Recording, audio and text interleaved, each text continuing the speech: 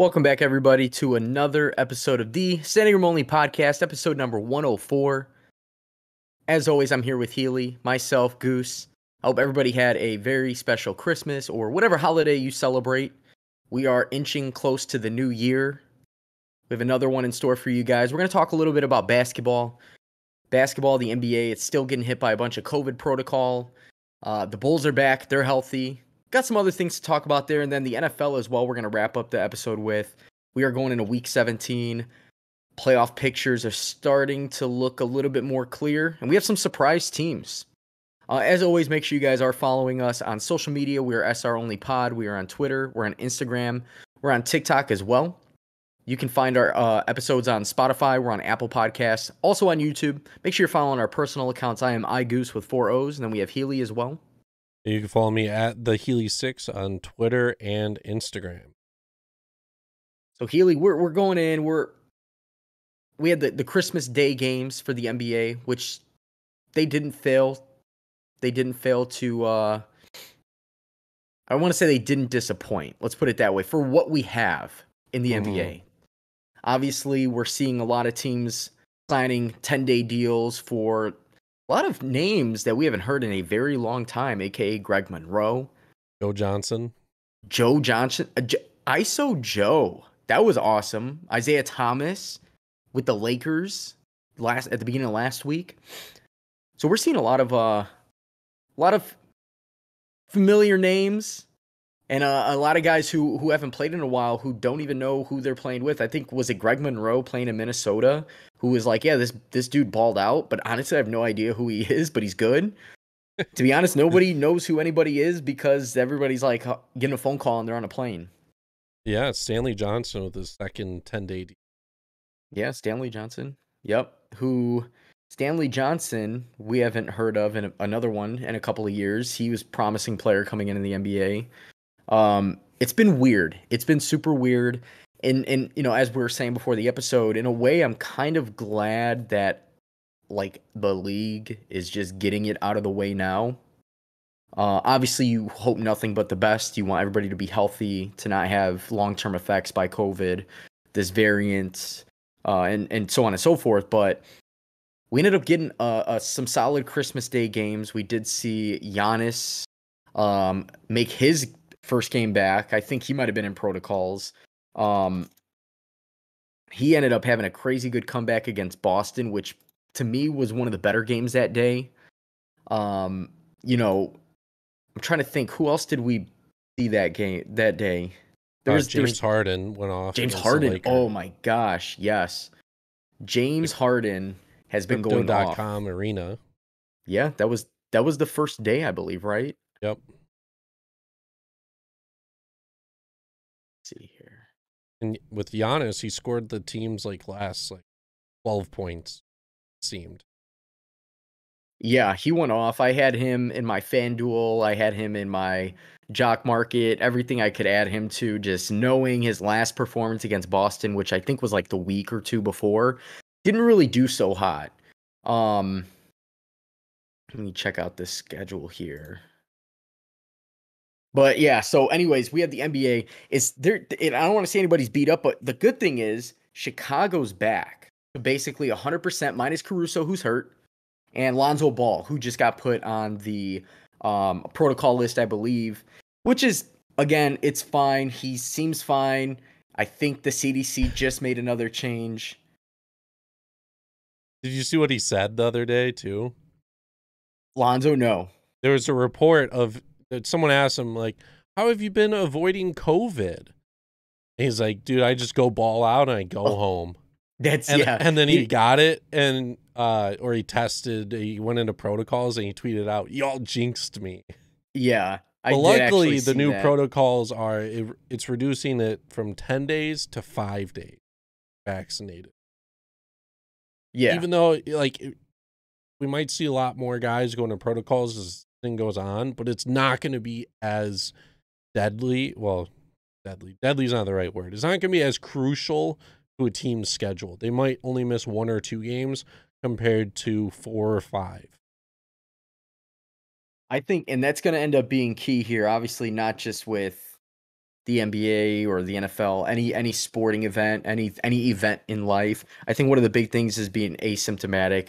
You get the pass, but it, you never know what's going to happen. We never know. We don't know if the end doesn't seem like it's in sight, at least for a while. But at least moving forward with the playoffs, I don't think anything should be in jeopardy. I know the last episode we talked about, will the NBA suspend the league? No, they signed a bunch of guys to a bunch of 10-day contracts, which is cool. And then hopefully in the next couple of weeks, we don't have to hear about it again for a little bit. Maybe some onesies, twosies here and there, guys who haven't gotten it. Lonzo Ball, who doesn't go out as he said, ironically did end up getting it. But for Chicago fans, we went through the rough patch. We played through it. Still number 2 in the East. Brooklyn is still playing well. Durant's out. Everybody's out for Brooklyn. Kyrie, who remains unvaccinated, they gave him the nod to play road games basically without, I don't think they made it official yet, but he came back and immediately went into health and safety protocols. And, obviously it seems like he's fine as well, but I'm happy. As a Bulls fan, I'm happy. We got it out of the way. The Bulls, obviously yesterday against Atlanta where Trae Young was finally back, I think he was in protocols for about, it almost seemed like 7 days only. Vooch looks great. DeRozan looks great. The big 3 went off. I was thinking about it yesterday, watching the game. I know everybody's listening. Yes, we are biased about the Bulls. We are from Chicago, but realistically, you wouldn't bet against the Bulls, and I know that's a fact. So I just want to get that out there. But I was watching the game yesterday, and I was thoroughly enjoying the back and forth between. At first, it was DeMar DeRozan having a huge first quarter practically.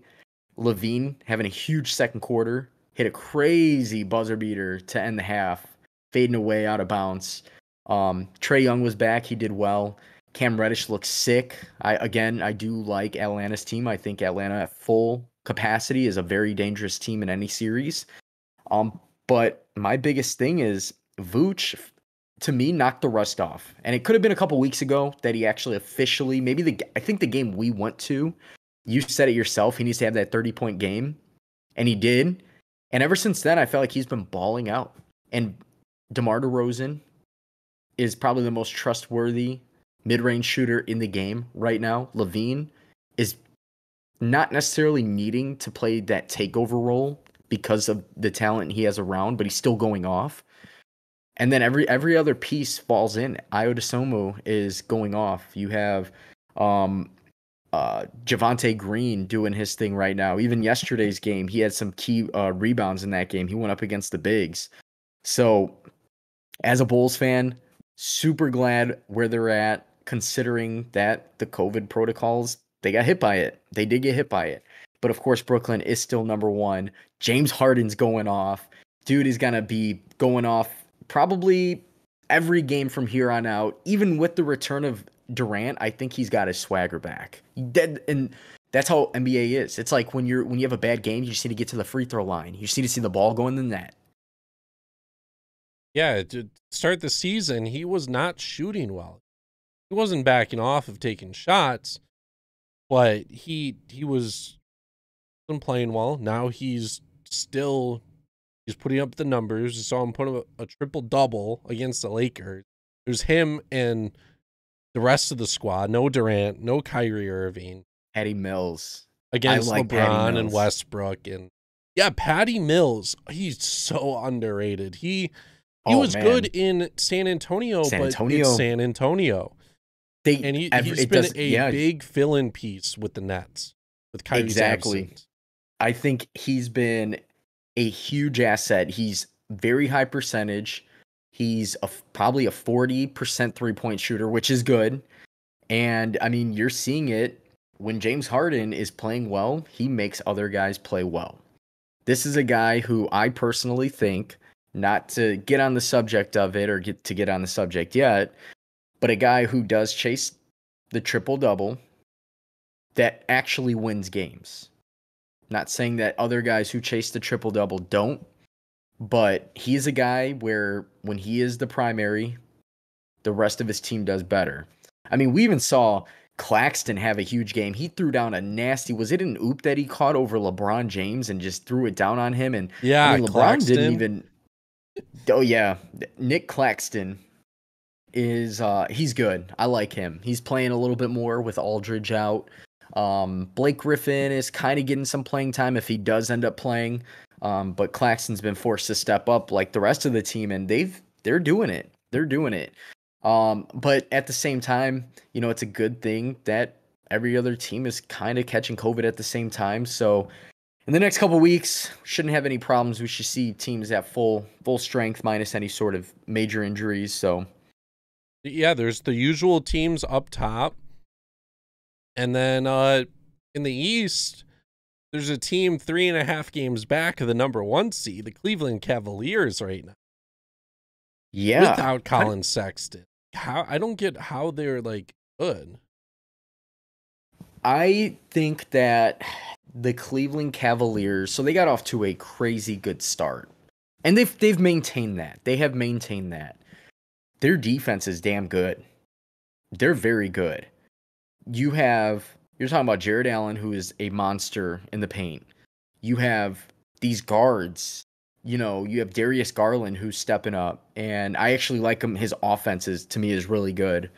And it's I don't want to say like, oh, Sexton's hurt now, this is good for Cleveland, but in a way it is kind of good because now they can really solidify who is going to be our star guard moving forward, because obviously money's going to play a role eventually.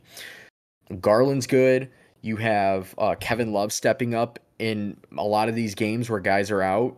Evan Mobley is going to be coming. I think he might be playing today. He's been excellent. Arguably rookie of the year. There's some others out there, but Cleveland's good. Cleveland has a good team. Do I think that they'll compete in a series against any of the top 4 in the East? Probably not. Actually, I don't see any of the teams beyond Miami as being sustainable. A team that's going to really maintain that position moving down. Sixers, maybe, if they can somehow find a way to unload Ben Simmons for the right price, maybe bring in a good piece, some sort of energy type piece, if you will. It doesn't have to be a James Harden type player. It doesn't have to be the number 1 in the league or top 5 in the league, which I know that's what they're shooting for. But if they can bring in a big piece that's going to complement not only Joel Embiid or Tobias Harris, but Seth Curry, who's having one of the best shooting years of his career. Tyrese Maxey, who I think is going to be a very, very good guard in his career. He's showing it this year. He's doing pretty damn well. And some of these other guys that they have, I think that Philly could be one of those teams in the bottom half that could be dangerous in the playoffs, but it's all going to come down to healthy, how healthy these guys stay. Joel Embiid always keeps him in a game no matter what, no matter who they play. It's always going to be Joel Embiid is pretty damn consistent, but they definitely need another piece before I can say, yes, they are the team. Same thing with Boston. If Boston does end up making a move, because we see the Jaylen Brown, when he's playing without Jason Tatum, he's going to put up 30 points. There's no issue there. When they're both on the court and they're still getting blown out in some games, it's kind of weird to me because they're both excellent players. But again, that's one of those teams where potential team that could be an underdog in the playoffs, but not really. Speaking of players and a guy who hasn't been playing too well recently, but this past week played really well all of a sudden. I forgot this should have been a topic regardless. Kemba Walker. Oh, he's been lights yes. out recently. Yeah, Kemba's getting a lot of play. So about a month ago, they took him out of the rotation. Could have been more of a mental type thing to kind of get him away from, because they're obviously running so many guards. You have Rose, Kemba, Quickly, Burks. Fournier runs the guard, Burks. Yeah, they have so many guards. Well, Rose is out. He's probably going to miss a little bit of time. Quickly was, I think, in protocols. A couple other guys were in protocols. Yeah, he only played because of that. Yeah. The first game he came back, he had a pretty damn good game. And then he ended up dropping a 40-point, was it a double-double? He had a triple-double in the last game. He only scored 10 points. But that's still really good for Kemba Walker. Now, what does that mean for New York? because now you're loaded on all these guards. Are they in a situation like Chicago? You have all these guards. You have these guys stepping up. Okay, we're proving that these guys have value. Are they going to unload somebody now? Burke's proven to be a pretty damn deadly 3-point shooter. I mean, we don't really know where the Knicks' path is going to go. I don't think, again, I haven't thought that they were that good of a team to really push in the playoffs. That's why I had Atlanta beating them last year. But I do feel like they are a team where they have valuable assets. And if they can make a trade, they're loaded at the guard position. There's going to be teams looking for players. The Lakers are a team I think are going to be trading for somebody to help mold a little bit more on that team, because outside their big three and some of these other guys randomly stepping up like Melo or Malik Monk hitting big shots in big games, they really don't have a whole lot going on. So there are teams that are going to be looking for players, and I'm not going to say that I'm shooting myself in the foot with the whole Kemba thing that I said, that, you know, in many episodes where I don't think it was a good signing. And it's nothing against Kemba. Kemba in New York, just to me, just doesn't seem like it. Like it should be that. So we'll see, though. He's definitely quieting me right now. Did drop a triple-double in the last game, but he shot 3 of 12. Mm-hmm. Previous game, he dropped 44 in a loss, but he shot really well. 21, 29.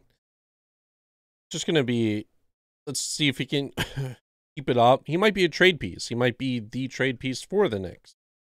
Because he doesn't, or they might get rid of someone else. It's a shame that the Knicks have a guard problem and the Bulls have a guard problem. It would have been nice to have like another decent team have like a forward problem.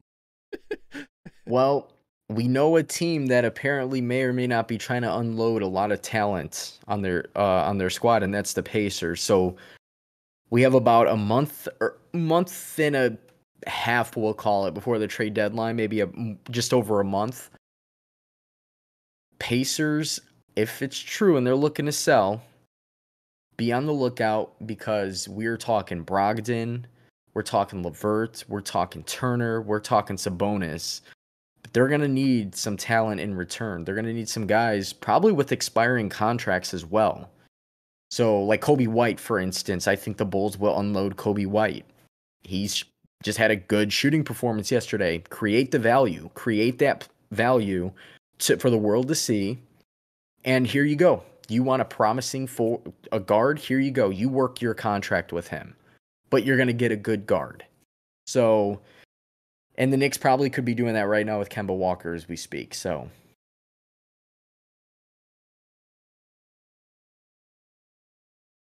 Besides that, is there anything else we forgot to touch on with NBA? no, that was going to touch on the whole Westbrook situation where Cat Towns made a comment about him chasing stats, but I don't know if we can really get too much into that. Because, yeah, we know he chases the stats. We know he does. I mean, he's a stat stuffer. You don't just average a triple-double and lose games. So, I mean, he's good. I did see a stat. They are one in his career. His team is 140 and like 50 with him getting a triple double. So most of the time, it's good. Yeah, I think there are some games where just you could kind of tell he goes for a rebound here, he gets an assist here purposefully. But for the most part, it's just the way he plays the game. Yeah, and it's like, what do you want, guys? Do you not want them to play for these stats? Like, if I'm playing for an assist, that means my team's getting 2 points or 3. If I'm playing for the rebound, that means my team's getting the ball. You know what I mean? If especially I score, that from means a we got the guard points. position. Yeah. I mean, obviously he's an explosive player. His mid-range game is a little questionable. But I mean, I don't think it's a problem. And I don't think Cat Towns meant anything bad by it. I think he was just stating, like, yeah, he goes for triple doubles. Now, what Westbrook said, like, people are expecting me to go out there and go 15, 15, and 15 every game. He's like, that's not normal. Which it's true. The triple doubles that we've seen from him, I don't know if we're ever going to see another player that does it like he did. I mean, he's obviously a freak athlete. Like, he's very good. He's a very good guard. So we'll just see what the Lakers end up doing down the stretch here. Hopefully they can compete, make it fun in the West. The West is looking pretty dangerous right now. There's 3 teams, maybe 4 now, or I believe 3 under 10 losses on the season, whereas the Yeah. East, there's only, I think, just 1. Yeah, just one with the Nets at 9. In the West, you have the Warriors with 6, Suns with 7, and Jazz with 9. Yeah, and Utah's been on the quiet side. I think Donovan Mitchell might be out again, so that might cause a couple losses there. But I mean, they're okay. They got a good squad around him, so we'll see. Next time we talk to you guys, it will be a new year, so we'll see. Hopefully, we'll have everybody back and healthy. No more COVID protocol, but there's not going to be a whole lot of news until trades start getting made. But we're still a few weeks out from there.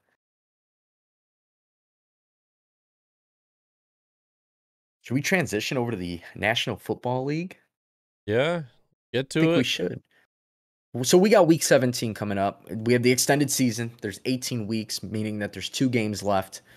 Playoff picture is starting to be a little bit more clear, as we said. As of right now, in the NFL, the standings are, you have Buffalo. They just beat the Patriots. They are leading their division currently. They're 9-6 with New England, but watch out. You have the record-setting Miami Dolphins, who are on a 7-game win streak. They're the first team in the history of the NFL to have not only one 7-game losing streak, but also a 7-game winning streak. They are right there and have potential to win the division down the stretch. I did not expect this at all. You have Cincinnati leading the AFC North. Tennessee still right there, 10-5 at the AFC South.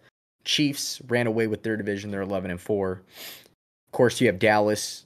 Pretty much, they just clinched their division. Green Bay clinched their division. Tampa clinched theirs. The Rams have not clinched yet. They are leading the NFC West. But both the Rams and Arizona both clinched a playoff spot. So we have some very tight battles. Healy, I was going to ask you, and I'll give my opinion too on this, but who's been your surprise team right now as the standings, where we stand, and just how they've overcome the season? Who's your one team? We normally have the same team. I feel like it's going to be the same for both of us. But at the beginning of the year, with how tough this division would be, the AFC North, you had the Browns. I predicted them to win the division. You had the Steelers, who were really good, and you had the Ravens, who could have been really good. Did not expect the Bengals to be atop of all of them and be the number 3 seed in the AFC alone. The Bengals might be the quietest, most talented team that's competed every week with many good teams. They almost beat Green Bay. Granted, both teams missed it. I think they accumulated for 20 missed field goals in their game. But you have a team that is going out there. They're 9-6 so far. They're in, as you mentioned, a very tough division. So that's my team as well. Luckily, Pittsburgh, Cleveland, and Baltimore cannot stay consistent. I think Cincinnati's offense is too high-powered for any of those defenses in their division. And Cleveland is a team that actually their defense, they've had some really good games. Baltimore as well. Pittsburgh even. But I still think that there's not really many teams with a better offense than Cincinnati. And we saw them prove it. They just went out and destroyed Baltimore 41-21. Joe Burrow continuously targeting very talented receivers. Joe Burrow goes for 525 passing yards through 4 touchdowns. T. Higgins, 194 receiving yards. Jamar Chase, 125. Tyler Boyd, 85 yards. Joe Mixon, 70 yards. They went off on Baltimore. Of course, we know Baltimore is the worst passing defense. But hands down, I don't think I would have had the Bengals even a 500 team going into the season or even the first couple of weeks into the season. That's my surprise team right there.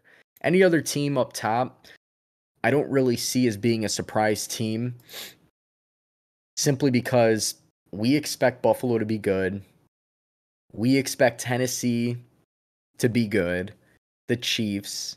The NFC, Dallas should be winning their division. The East isn't quite there yet. Philadelphia could be in the next year or two. Washington also. Tampa should take their division. They just won the Super Bowl. They have arguably one of the best offenses in the league. Defense is good. And the West. We knew that the West was going to be the toughest division to win. So with that being said, the Bengals, hands down, my surprise team, and I would love to see them compete in the playoffs. They are going to be a fun team to watch. I don't know if they're going to win past the first round, but there's going to be some fireworks for sure with that talented offense. With Jamar Chase and T. Higgins. Oh my gosh. 525 yards from Joe Burrow last week. He's flying under the radar, as he's got to be top 5 in probably both touchdowns and yards at this point. From that, he is number 6 in passing yards, and for touchdowns, he is number 8. Okay, so he's top 10. We'll take it. Yeah. So he's top 10 with a quarterback rating of 105. His completion percentage is 69.9%. There's only one quarterback with a better completion percentage. Used to be Murray. He dropped a little bit. Tua Tagovailoa, I cannot say his name, is 70.1%. Joe Burrow, Justin Herbert, Mahomes, obviously, Josh Allen. These younger guys are going to lead. They're going to be great leaders for the next 10 to 12 years. So get ready. Get your popcorn ready. Get your popcorn ready. The AFC North just switched hands. It's crazy. And as we discussed last week, the Ravens would be like the number 1 seed if they would have won a bunch of their close games recently. That Packers game, the Steelers game where they won for 2. Lamar obviously missed a couple of games. They got hurt. It hurt them. That's another really good team too. I mean, you can't just say, "Oh, this is the Bengals division," because the Bengals can win the Super Bowl this year, and next year they probably won't be favorited for their division at the end of the day. Mm-hmm. Yeah, it's still going to be tough to pick the Bengals next year, even if they win the division this year. Yeah. I'm just very satisfied with the play of Green Bay. Aaron Rodgers breaks Brett Favre's all-time Packers touchdown. With like 180 less interceptions. Yeah, exactly. It was a moment. I think this was on Christmas Day. They played against the Browns. It was a good game. Packers got away with a pass interference call at the end of the game. I'm going to admit it. It was definitely pass interference, but it is what it is. Rodgers, after the game, did stick around. Got a little standing O from the fans. You can tell he was a little teary-eyed. He is at 443 career touchdowns past Brett Favre. I think he ended up getting another one there. But, I mean, regardless of the talent around him, you can argue it all day. You can always say, oh, he's always got the best receiving core. Does he make the receivers? Does he not? All arguments aside, hands down the number 2 quarterback of all time behind Tom Brady. Number 1, definitely better than Brett Favre. Is the highest touchdown to interception ratio ever. Yeah, I mean, there's so many seasons where he's gone for 40 touchdowns and less than 10 interceptions, or even 35 touchdowns and 6 interceptions. Quarterback rating is probably one of the all-time highest. Yeah, I think the only difference. Yeah, I think the biggest difference that it comes down to is it's winning in the playoffs. Winning when it matters, exactly. And at the end of the day, there's only one goal in sight. The stats are cool, but those championships, like Brady always said, what's your favorite ring? The next one. Because it's a real thing. He's probably going to win another one before he retires, if not 2. But we'll see. And I'm also confident that Rodgers may end up sticking around and doing another 1+1 or a 2-year deal just because of the fan base for Green Bay is incredible. they show love to their players.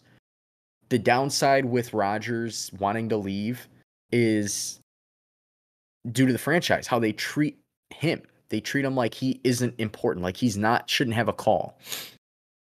But Davante Adams and Rodgers, if they split up, they will never put up the numbers that they've been putting up together. There's no way in hell I could see Davante Adams doing what he does on another team. He'll be good.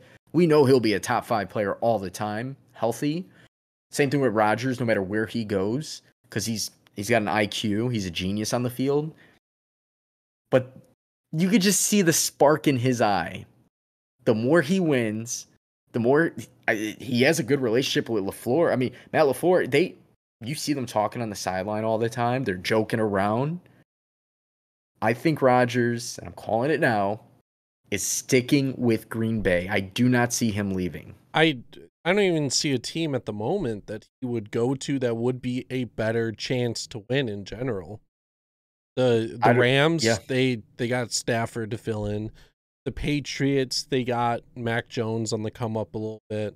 The Bears got their guy. Yeah. So I don't really see a team in general that, like, 49ers. Maybe. He goes back home. The West Coast. Is that like a better situation? They have a good defense. No doubt about that. They have Deebo Samuel. I think you can make offense work. Yeah. I think the 49ers would be like the only like situational team. The Raiders, I don't see it. I was going to say maybe the Raiders. I don't see it. The 49ers would be like the only team I could be like, yeah, if he goes there, he'd still have a good chance. Yeah, to me, he's got to go to a team with a defense. Because eventually, and I mean, who knows, he might have the Tom Brady genetics. But eventually, you don't want a guy that's going to be sitting there on the field all the time either. So you get a guy that can time manage, make the right throws all the time, and you get a good defense like Denver, or the 49ers that are right there. Obviously, if they had an elite quarterback, they would be very deadly. But I just don't see a little warmer weather. Warmer weather would definitely be nice. I mean, at the end of the day, he's been playing with Green Bay for so long that I'm sure he's just like, let's go to the West Coast and play. Green Bay, Jordan Love could be the next man. I mean, he's got to be the next man up at this point. So we'll see. But I'm going to call it right now. I do believe that Rodgers is staying in Green Bay at least one more year.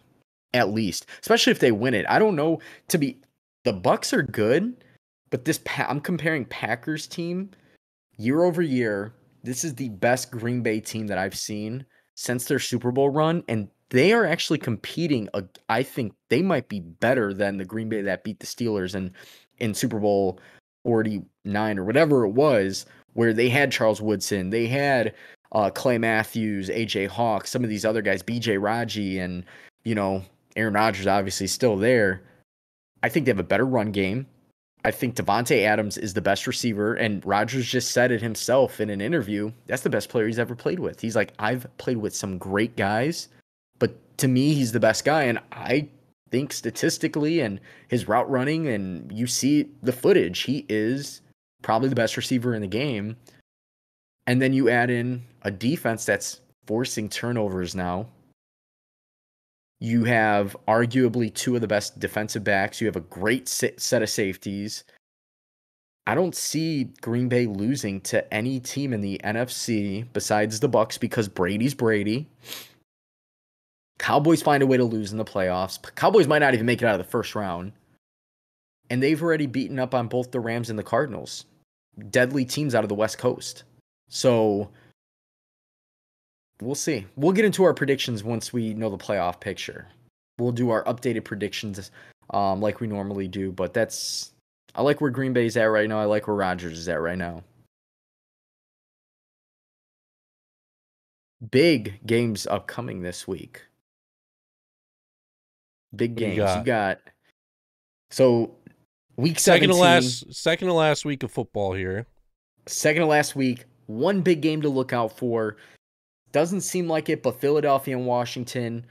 Philadelphia's fighting for the wild card spot. Eagles are 8-7. Washington is 6-9. Washington probably doesn't have a chance here. Philadelphia does. So that's going to be a big game. Another big game, you have Cleveland and Pittsburgh fighting for the wild card as well. In Pittsburgh, you have Minnesota, Green Bay. Minnesota is fighting for that last wild card spot in the NFC. Arizona and Dallas is a big game. Why is it a big game? Well, Arizona's 10-5. They're fighting for their division. Cowboys are 11-4. Cowboys need to win to have home field advantage, minus if they have to play Green Bay, and Green Bay does end up taking home field advantage. Let's see, there's another one. Oh, Kansas City against Cincinnati. That is a huge game. That game is going to be Sunday. That is a 12 o'clock game in Cincinnati. We're going to see a little taste of what could be a playoff matchup. Is Cincinnati as good as they've been? Are they going to be able to prove it against a Super Bowl contending team and a very hot team? Or are they going to fold? And we're going to see either Cleveland, Pittsburgh, or Baltimore take that division. Baltimore's the Rams this week. So there's some key matchups here. And if you're a Giants fan, you got the Giants against the Bears. This is going to be a tough week for them, as the Giants have the Bears' first round pick. You don't know who you want to win or lose. Yeah, exactly. I think as long as Glennon is still at quarterback, I think the Bears might have a chance. Bears just had a pretty sick comeback win against Seattle. Probably one of the sicker comeback wins that the Bears have pulled out of their behinds. Yeah, but so in all seriousness, though, if you have Red Zone, or if you can find a way to watch Red Zone this week, I'd do so, with how many potential like playoff matchups or teams trying to get in. Yeah, every game is a must-watch. Everything's going to have a playoff vibe. And even the Green Bay game, Green Bay, obviously, it's a must-win for them because they want home field advantage. They play in Lambeau Field. They have Minnesota. That game is the Sunday night game. The matchup before, Vikings did work. They did work on Green Bay, gave them one of their 3 losses. So that's a fun matchup as well. Definitely got some key matchups. I think after this week, the only division that's going to be really a toss-up is going to be the NFC West and the AFC North. I believe those are the only 2 after this week. I think the rest should be solidified. Okay. Besides that, though, that's it for podcasts this week. Last podcast of 2021. 2022. Big things happening. Be on the lookout. Big things happening. Might not talk a lot about baseball, but be on the lookout. And potentially talking to some baseball players. Yes. Make sure you tune in. Remember, follow us on social media so you guys can get our updates. SR Only Pod. We do talk sports. We do post a lot on Twitter these days, which is awesome. Keep you guys in tune. And of course, make sure you guys are following us on Spotify, Apple. Hit that download button. We'll see you guys next week.